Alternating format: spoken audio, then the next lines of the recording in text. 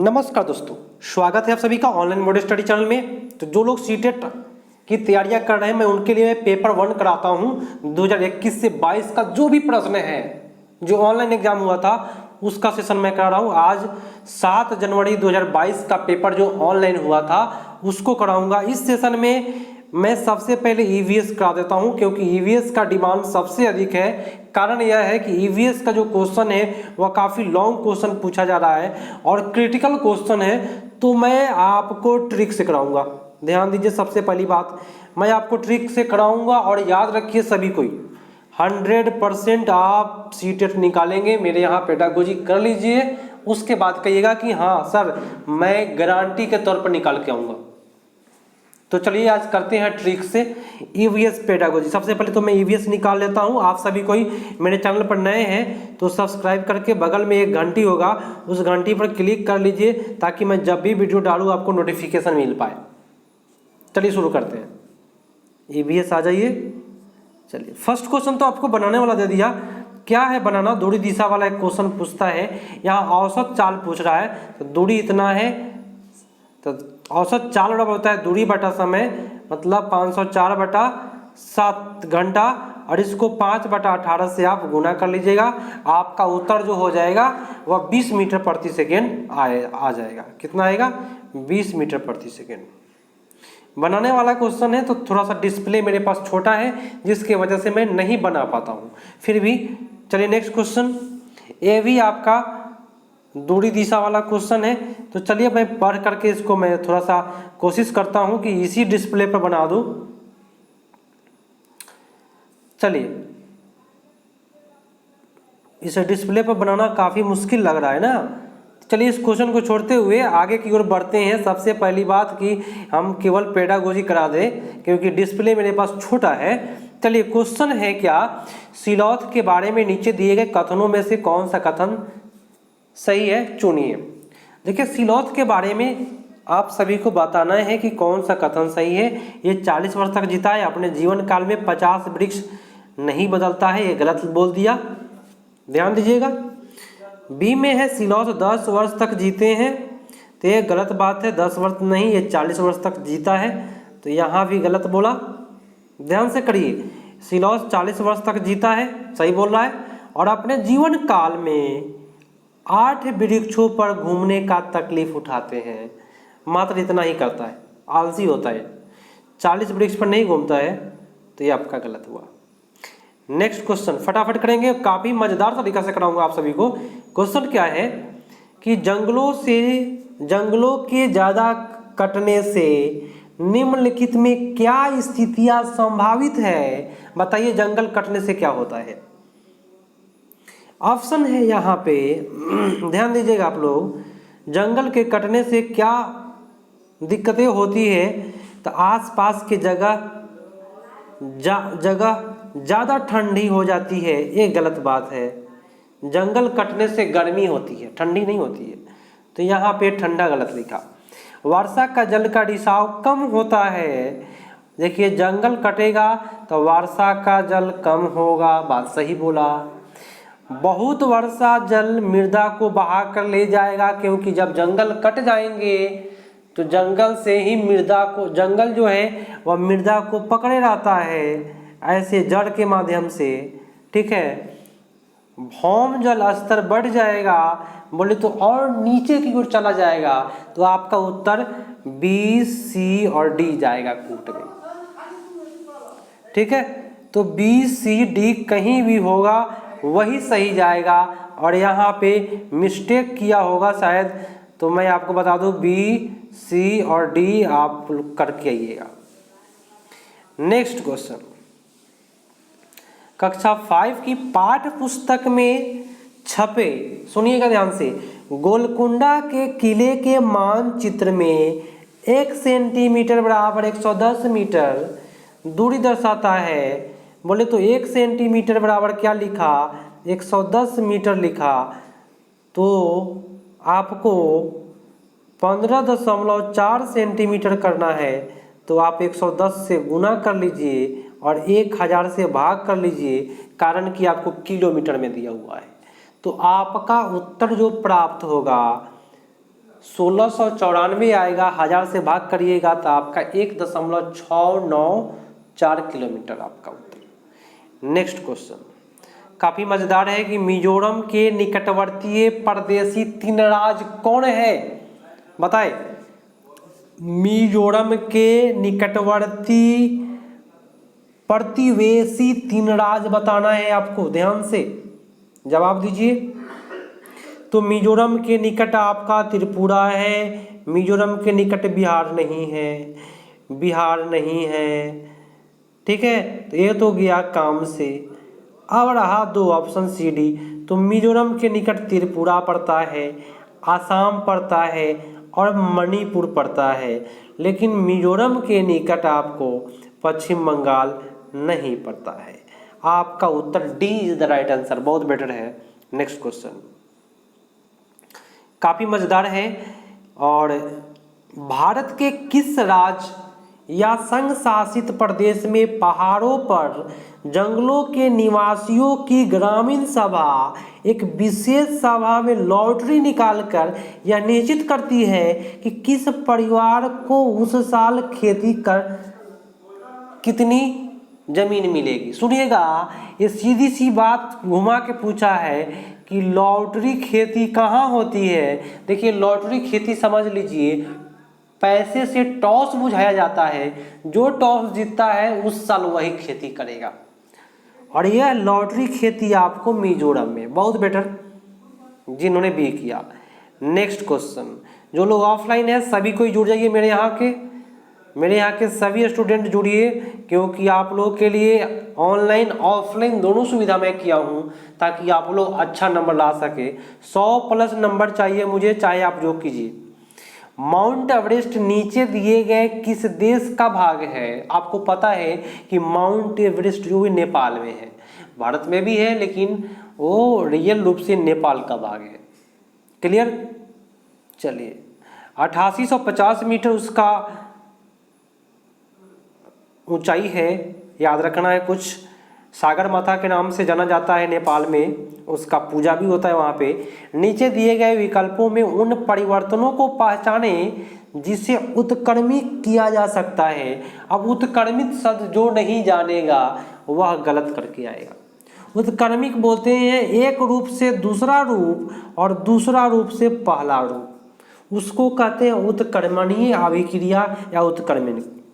देखिए plaster of Paris की परत बनाना, ये प्लास्टर ऑफ पेरिस से मूर्ति बनता है, उसके बाद उसका बर्बादी हो जाता है।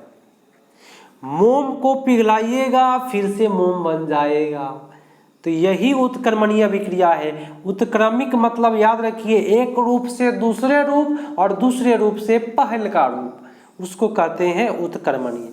बताइए दूध को पनीर बनाइएगा तो पनीर से दूध बनेगा? नहीं बनेगा। क्या गोबर से गाय के गोबर से बायोगैस बनाइएगा तो बायोगैस से गोबर गैस गाय के गोबर बनेगा? नहीं बनेगा। तो ऐसे समझा कीजिए प्रत्येक पॉइंट को, और मेरे यहाँ तकलीफ नहीं होगी, दिक्कत नहीं होगी। एक बार लाइक ठोकिए आप लोग, सभी कोई लाइक ठोक दीजिए अगर आपको अच्छा लग रहा है क्लास तो। चलिए, और नए हैं तो जुड़ जाइए, क्योंकि आपको एक ऐसा प्लेटफॉर्म मिल रहा है जो पूरा ईवीएस में कराऊंगा, जो सबसे हार्ड पूछा जा रहा है आजकल। चलिए क्वेश्चन क्या है, वृक्ष और पौधे की जड़ों में पाए जाने वाले, सुनिएगा, वृक्ष और पौधे के जड़ों में पाए जाने वाले नीचे दिए गए कुछ विशिष्ट लक्षणों पर विचार करिए। चलिए भाई हम विचार करेंगे, है ना, शांति से करेंगे। वृक्ष की लटकती शाखाएं किसका होता है? बरगद का। जैसे दिखाई देने वाले वास्तव में उसकी शाखा नहीं, जड़ होती है। तो बरगद में जो नीचे की जो लटका रहता है शाखाएं, वह जड़ कहलाता है। क्या कहलाता है? जड़। उस जड़ को बोलते हैं अस्तंभ जड़, अवस्तंभ जड़ बोलते हैं उसको। तो ये आपका तो भाई बरगद के बारे में बोला। जड़ों की लंबाई वृक्ष की ऊंचाई की लगभग 30 गुनी होनी चाहिए। जब जड़ की लंबाई वृक्ष के 30 गुनी, तो यह रेगिस्तानी ओक में होता है। तो यहाँ ओक की बात किया, यहाँ बरगद की बात किया, यहाँ ओक की बात किया। अब आगे आते हैं कि क्या बोला जा रहा है। तो बरगद वाला लक्षण पूछ रहा है कि वृक्ष बरगद के जड़ों में पाए जाने वाले लक्षण कौन सा है, तो ए वाला बरगद का था, बी वाला आपका ओक का था, तो बी नहीं होगा ऑप्शन में। तो ऑप्शन बी में ए है और इसमें है, तो 2 ऑप्शन आपका गया काम से, क्योंकि 30 गुना जड़ जो होता है वह रेगिस्तानी ओक का होता है, इसलिए 2 ऑप्शन आपका कट गया। अब आइए कि जड़ द्वारा वृक्ष को मजबूत खंभों की भांति सहारा मिलता है। बात सही है, ऊपर से जब नीचे आता है ना खंभा की भांति मजबूत हो जाता है, तो ये भी सही है। जड़ द्वारा खाद्य सामग्री का भंडार करना, भाई याद रखना है, जड़ क्या खाद्य सामग्री का भंडार करता है ना? तो जड़ जो है वह खाद्य सामग्री का भंडार नहीं करता है, क्योंकि खाद्य सामग्री का भंडार पत्तियों का काम है, जड़ का काम है ह्यूमस प्रदान करना। चलिए, लटकती शाखाएं जड़ को बढ़ते हुए जमीन के अंदर तक चले जाता है, जो ऊपर से नीचे जो बरगद का आता है वह जमीन के अंदर चल जाता है। तो ए, सी और ई सही गया आप सभी का, बहुत बेटर है। देखिए दोस्तों, आप पूरे ईमानदारी से तैयारी करिए और एक बार मन लगा के तैयारी करिए। आप सभी को डिफिनिट रूप से आप लोग 7वां चरण में चुनाइएगा। क्वेश्चन है कि किसी विद्यार्थी द्वारा नीचे दिए गए कथन पर विचार कीजिए। 1 सेकंड, थोड़ा सा पानी पी लेते हैं।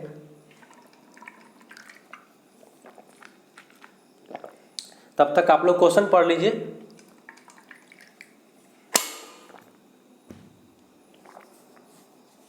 देखिए क्या कहा, मैं जिस जगह से आई हूं, कहानी सुनिए, मजेदार आएगा। देखिए, कभी भी ईवीएस हल कीजिए, मजे से हल कीजिए, टेंशन नहीं लेने का।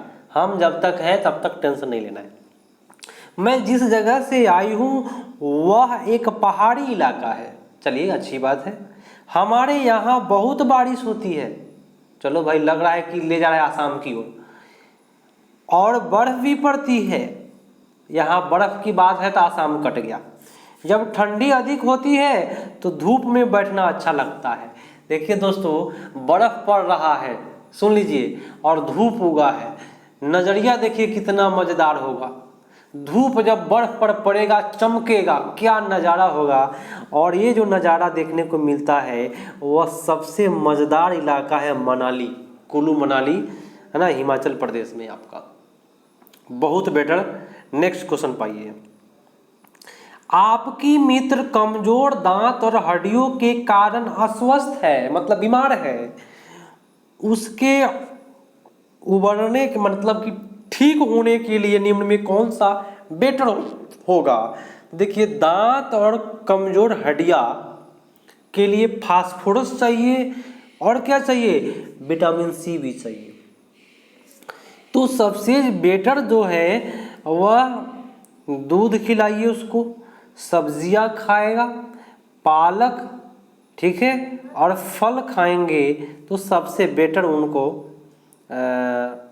मज़ेदार होगा, यहाँ पे उसका मजबूत हो, ठीक है।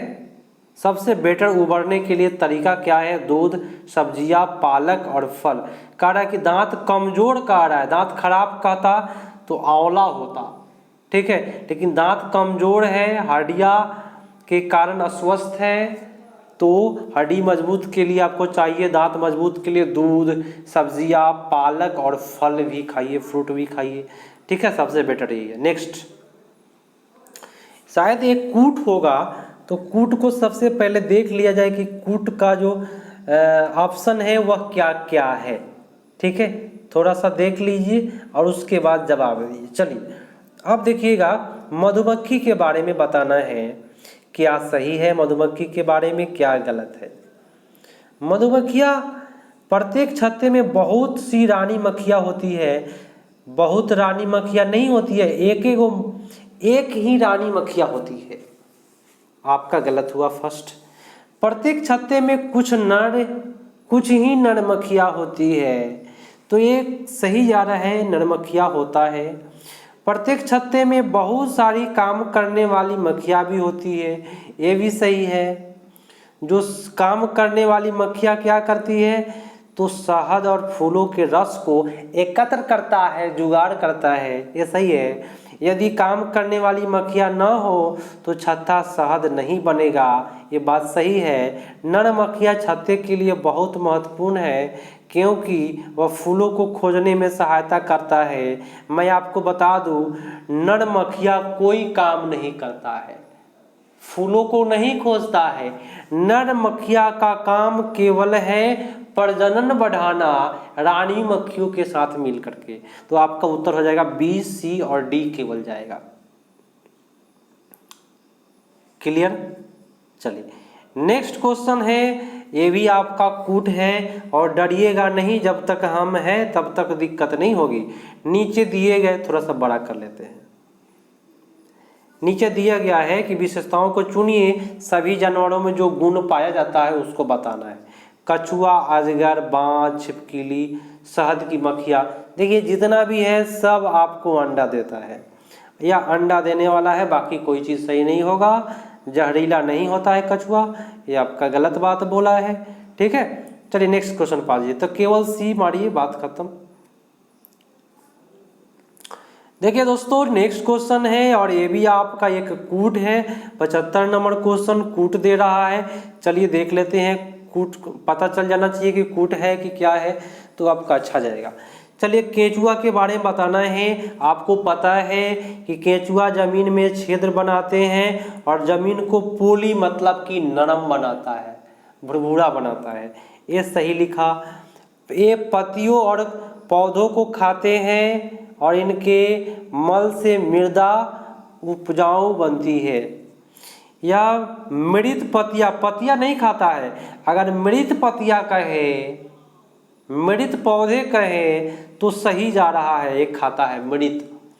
चलिए यह अपशिष्ट को कंपोस्ट में बदल देता है खाद में। ए बी सी सही गया। यह कंपोस्ट बनाते हैं और फैक्ट्री में बने उर्वरक से महंगी है, तो ये महंगा नहीं होता है, सस्ता है। रसायन का छिड़काव केंचुओं को प्रभावित नहीं करता है। अगर आप दवा छिड़काव करते हैं तो केंचुआ मर जाएगा। तो आपका ए बी सी सही जा रहा है दोस्तों, बाकी तो आप लोग जान ही रहे हैं कि आपका उत्तर सी पर जाएगा। फिर से कूट आया। देखिए सबसे ज़्यादा परेशानी बच्चों को कूट से होती है, क्योंकि कूट में एक ही जानकारी नहीं, 2-3 जानकारी आपको पता होना चाहिए कि क्या सही कह रहा है। चलिए लेकिन डरिएगा नहीं, मज़ा आएगा मेरे यहाँ आपको करके। प्राथमिक स्तर पर पर्यावरण अध्ययन की बाल केंद्रित प्रकृति किसके कारण है? तो गतिविधि आधारित शिक्षा, गतिविधि बच्चों को कराना है ना, गतिविधि से बच्चा सीखता है, रटवाना नहीं है। पाठ्य पुस्तक आधारित, केवल बुक का ज्ञान नहीं देना है, पाठ्य पुस्तक से बच्चों को दूर करना है। ठीक है, किताबी ध्यान से सीखने के लिए स्कूल, घर और समुदाय भागीदारी है। बात सही है, बच्चा स्कूल में भी सीखेगा, समुदाय में भी सीखेगा और घर में भी सीखेगा। तो आपका ए और डी गया सही, उत्तर आपका D is the right answer. Next है, फिर से कूट आया। ध्यान दीजिए, कूट पर कूट देते जा रहा है, लेकिन आप लोग डरिए नहीं। प्राथमिक स्तर पर पर्यावरण अध्ययन का उद्देश्य क्या है? तो बच्चे को स्वयं सीखने के लिए, प्रतिबिंबित करने के लिए प्रोत्साहित करना। दोस्तों बच्चों को जब प्रोत्साहित करेंगे ना तो बच्चा कुछ अच्छा करेगा। ठीक है, बहुत अच्छी बात है। बी है कि बच्चों को पर्यावरण समस्या हल करने में सक्षम बनाना है। तो बहुत अच्छी बात है, बच्चों को सक्षम बनाना है। बच्चों को नए ज्ञान का सृजन करने के लिए संलग्न बोले तो शामिल करना है। तो ये बहुत बेटर बात है, नया ज्ञान को जोड़ने के लिए। बच्चों को ज्ञान एक निश्चित निकाय, ये भाई क्या बोला, एक निश्चित निकाय प्राप्तिकर्ता के रूप में व्यवहार करना, ये आपका गलत हो गया। तो ए बी आप सी मारिए, कहीं से भी कुछ गलत नहीं होगा। नेक्स्ट है, और आप लोग बताइएगा कि प्राथमिक स्तर पर पर्यावरण अध्ययन के संबंध में निम्नलिखित में कौन सा सत्य है? प्राथमिक स्तर पर तो पर्यावरण अध्ययन विज्ञान, सामाजिक विज्ञान, देखिए पकड़ना है। पर्यावरण में क्या क्या आता है प्राथमिक स्तर पर? तो उसका नाम होता है पर्यावरण अध्ययन विज्ञान। सामाजिक विज्ञान पर्यावरण शिक्षा की अवधारणाओं और मुद्दों का एकीकृत है। और मैंने आपको बोला शुरुआत में कि ट्रिक बताने वाला हूँ आपको। तो पर्यावरण या ईवीएस की प्रकृति जो होती है वह एकीकृत होती है। आंख बंद करके मार के आइएगा, ठीक है। लेकिन कुछ क्वेश्चन को देख लीजिएगा, यहाँ पे केवल ऑप्शन है, यहाँ पे एक मात्र है, यहाँ पे शिक्षण आधारित है, तो ये तो कुछ क्लियर नहीं है। आपका सबसे बेटर एकीकृत मार के आएंगे। नेक्स्ट है कि प्राथमिक स्तर पर ईवीएस सीखने की चुनौती है। क्या चुनौती है भाई? रटना सिखाना, रटना सिखाइएगा। एक टीचर का गुण नहीं है कि आप रटवा रहे हैं। सम्मित आधारित सीखने का स्तर कुछ सही जा रहा है, आगे बढ़ेंगे। अवधारणाओं का विवरण गलत होता है। आपका बी और सी बचा, तो सबसे बेटर है कि बच्चों को अपने ज्ञान निर्माण करने के लिए अवसर देंगे तो बच्चा अच्छा करेगा, मौका मिलेगा, हस्तपरक गतिविधियां करेगा, मौका मिलेगा। तो आइए नेक्स्ट क्वेश्चन पाइए दोस्तों। नेक्स्ट क्वेश्चन है कि बच्चे के लिए ईवीएस कक्षा में अधिकतम क्या होनी चाहिए? बच्चे के लिए ईवीएस कक्षा में अधिकतम क्या कराइएगा? पर्यावरण के कक्षा में क्या कराइएगा? तो वाद विवाद का प्रावधान, अच्छी बात है। अनुभवात्मक सिखाएंगे, अनुभवों के माध्यम से सिखाना है। कहानी कह के सिखाना है, लेकिन तथ्य एवं सूचना तो रटना पड़ता है। तथ्य तो कुछ सही था लेकिन सूचना गलत होता है। आपका उत्तर ये कुट है, इसलिए गलत हुआ। आपका ए बी सी सही गया। प्राथमिक स्तर पर ईवीएस पाठचर्या में उप विषय है। उप विषय क्या है प्राथमिक स्तर पर ईवीएस की शिक्षा में? तो उप विषय में आपका पौधा जो होता है वह उप विषय के अंतर्गत आता है, याद रखना है। उप थीम या विषय, परिवार दोस्त थीम है, आश्रय यात्रा थीम है, लेकिन उप विषय बोले तो उप थीम आपका पौधा है। नेक्स्ट दोस्तों, फिर से आया आपका वही दोस्त जो आपका कूट है, काफी मजेदार है। कूट में क्या करना है ये बताना है। ईवीएस की सामग्री विषयगत रूप से आयोजित करके। सार्थक कब होगा? जब आप आयोजित करिएगा विषयगत। सार्थक तब होगा जब वह वास्तविक संवाद और वृत्तांत कराइएगा।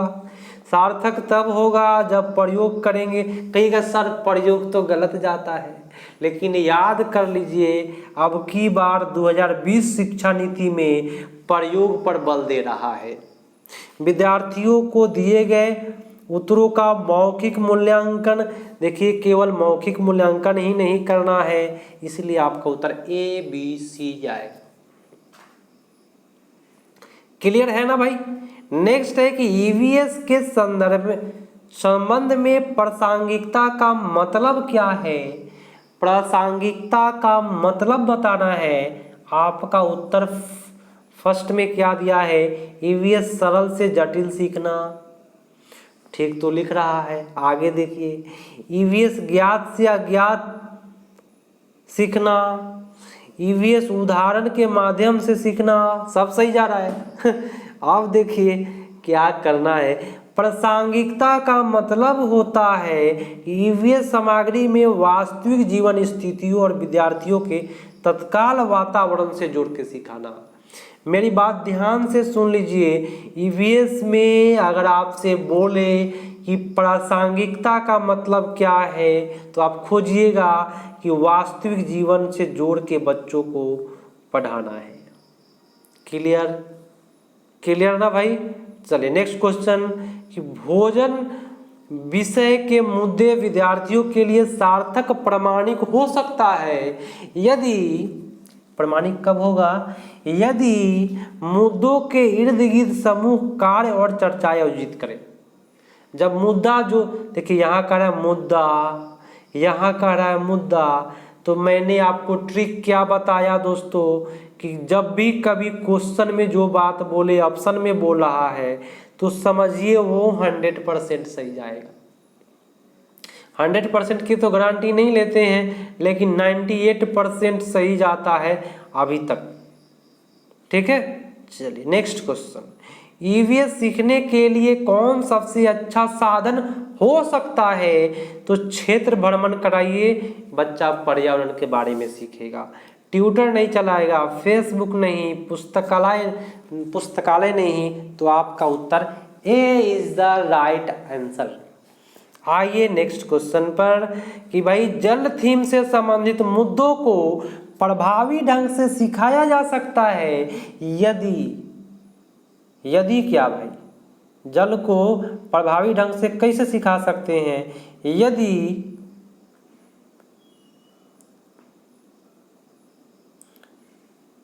और 86 नंबर, रोल प्ले आयोजित करके जल के बारे में पढ़ाना है, तो रोल प्ले आयोजित करिए, जल के बारे में सीखेगा। बच्चों के बीच वास्तविक संवाद को ये देखिए प्रोत्साहित करना सही जाएगा। संचारित क्षेत्र भ्रमण आयोजित करना, ये भी अच्छी बात है, जल के बारे में जानेगा, अलग अलग नदियाँ को देखेगा, तालाब को देखेगा। ठीक है, तो बच्चों के निबंध लिखने से कुछ नहीं फर्क पड़ने वाला है कि जल ये है जल वो है, लिख लेगा लेकिन कोई फर्क नहीं पड़ेगा। आपका उत्तर सी इज द राइट आंसर। और फिर से कूट आपके स्क्रीन पर मौजूद है और कूट पर ध्यान दे करके जवाब दिया कीजिए। ईवीएस पाठ्य पुस्तक में ईवीएस सीखने के लिए वास्तविक घटनाएं होती है, क्योंकि अब सीखिए वे सीखने में समृद्ध स्रोत है। वास्तविक घटना आंख से देखेगा ना तो बच्चा समृद्ध रूप से सीख पाएगा। बी है कि बच्चे के लिए प्रासंगिक वातावरण प्रदान करते हैं। वास्तविक घटना क्या करता है? वातावरण प्रदान करता है, बच्चा देख रहा है उस वातावरण में। पहले परिचित घटनाओं को फिर से देखने का अवसर प्रदान करता है, ये भी सही बात है, लेकिन शिक्षक आसानी से ईवीएस विषय के आसपास शिक्षण अधिगम प्रक्रिया में संचालन कर सकता है। तो शिक्षक यहाँ पे सही नहीं होना चाहिए, फिर भी कूट के हिसाब से देखेंगे। हाँ ठीक है, ए और बी और सी सही जाएगा। बेटर, बहुत अच्छी बात है। नेक्स्ट है दोस्तों, आप मेरे यहाँ जुड़ रहे हैं, मैं आपका ईवीएस मजबूत करा दूंगा। जितना भी पेपर हुआ है, जितना भी ऑनलाइन पेपर हुआ है, छोड़ेंगे नहीं, तोड़ेंगे नहीं, तब तक छोड़ेंगे नहीं। तो आप लोग ध्यान दीजिए, मैं आपका अच्छे से कराऊंगा। सब्सक्राइब कीजिए, जुड़ जाइए, आपको निकालना है, हमको नहीं निकालना है। मैं सेठ हूँ, आप लोग सेठ हो जाइए, बस हम यही चाहते हैं। सीखने में सुधार पर आकलन का बिंदु है। सुधार किसके? देखिए अब कहिएगा सर थोड़ा सा देखिए, सीखने के लिए आकलन, सीखने का आकलन, सीखने के रूप में आकलन, ये क्या होता है? का के लिए ये सब क्या दिया हुआ है? तो सीख लीजिए, आज ही सीख लीजिए। 3 प्रश्न का उत्तर आप लोग दे के आइएगा। आप 3 क्वेश्चन मिलेगा इसमें। क्या मिलेगा? मैं हूं ना, आपको दिक्कत कभी नहीं होगी, ये बात गारंटी के तौर पर कहता हूं। सीखने के लिए रहेगा तो बच्चा का होता है, का रहेगा तो शिक्षक का होता है आंसर। शिक्षक का आकलन के रूप में रहेगा तो स्वयं का आकलन। तो आपसे क्वेश्चन कैसे पूछेगा सुनिए, स्क्रीनशॉट ले लीजिए, इसको ले लीजिए जो मैं लिखा हूं। स्वयं का आकलन पूछे आपसे तो के रूप में मारिएगा आंसर। स्वयं का आकलन क्या कहलाता है? तो सीखने के रूप में आकलन। शिक्षक का आकलन क्या कहलाता है? तो सीखने का आकलन। बच्चे का तो के लिए आकलन। तो आप बताइए जरा, क्वेश्चन आपका क्या कहा? सीखने में सुधार पर आकलन बिंदु। सुधार किसका करेंगे? तो सुधार हम बच्चा का करेंगे, और मैंने बच्चा के बारे में बोला सीखने के लिए आकलन। ए इज द राइट आंसर। और अगला प्रश्न आपकी स्क्रीन पर मौजूद है, और आप लोगों को शायद अच्छा लग रहा है, लाइक ठोकिएगा। जब आपको अच्छा लगे ना तो बस लाइक में कमी नहीं करना है, लाइक बरसा देना है, क्योंकि मैं आपको पूरी एनर्जी के साथ पढ़ा रहा हूँ, दिक्कत कहीं भी नहीं होगा। ईवीएस में सहपाठी आकलन, सहपाठी माने आपका दोस्त लोग शामिल है, सहपाठी आकलन माने समूह में आकलन। क्या सही होगा बताएं? सीखने के रूप में आकलन। देखिए सहपाठी आकलन कर रहा है, सुन लीजिए मेरी बात ध्यान से। अब पकड़ेंगे कैसे? आप एग्जाम दिए, मेरे यहाँ ऑफलाइन एग्जाम चलता है, जितने भी सीटेट के स्टूडेंट हैं सब का एग्जाम हम लेते हैं। तो क्या करते हैं, सब का कॉपी अदला बदली कर देते हैं। सुनिएगा कहाँ हम ले जा रहे हैं। सब का कॉपी कहते हैं कि बदल लिया करो आप लोग आपस में। तो इस बच्चा का, इस स्टूडेंट का यह स्टूडेंट चेक किया और इसका यह चेक किया, तो यह स्वयं कर रहा है। और स्वयं के लिए मैंने बोला क्या, सीखने के रूप में आकलन।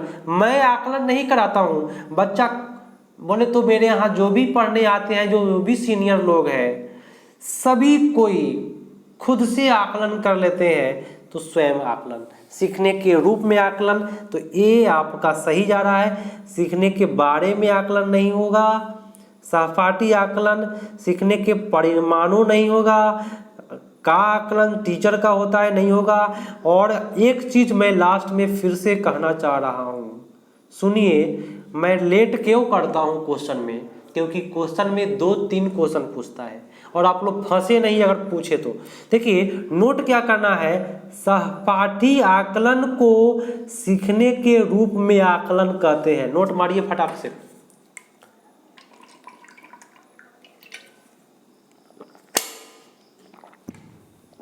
आपका उत्तर केवल एक होगा, सहपाठी आकलन को सीखने के रूप में आकलन।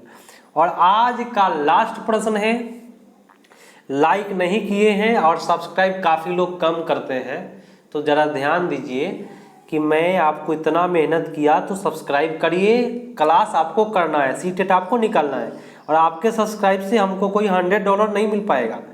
ध्यान दीजिएगा, आप ही की तैयारी होगी इसमें।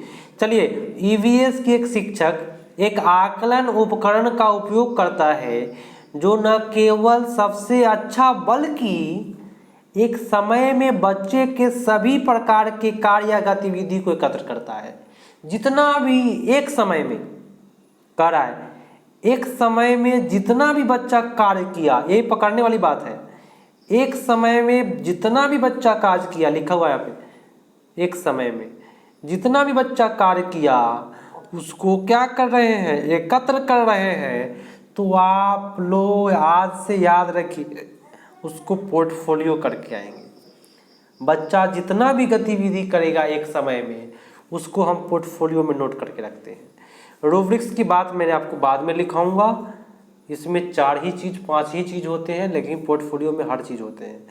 तो दोस्तों आज के लिए इतना ही। इस पेपर में मैं आपको अगला सेशन जो है CDP का करा दूंगा। ये विगत CDP का मैं क्वेश्चन कराऊंगा अगला बार। ये 7 जनवरी का पेपर था और आप सभी से आग्रह है, अभी तक नहीं जुड़े हैं, बार बार बोल रहा हूँ, सब्सक्राइब कीजिए, बेल आइकन पर क्लिक कीजिए। अगर सीटेट में आप अच्छा नंबर लाना चाहते हैं, मेरा आशीर्वाद हमेशा रहेगा भाई। आप 100% करके आइए अच्छे से। तो मिलते हैं दोस्त अगले पार्ट में, तब तक के लिए धन्यवाद। जय हिंद। दूर के दोस्तों के पास शेयर जरूर करें।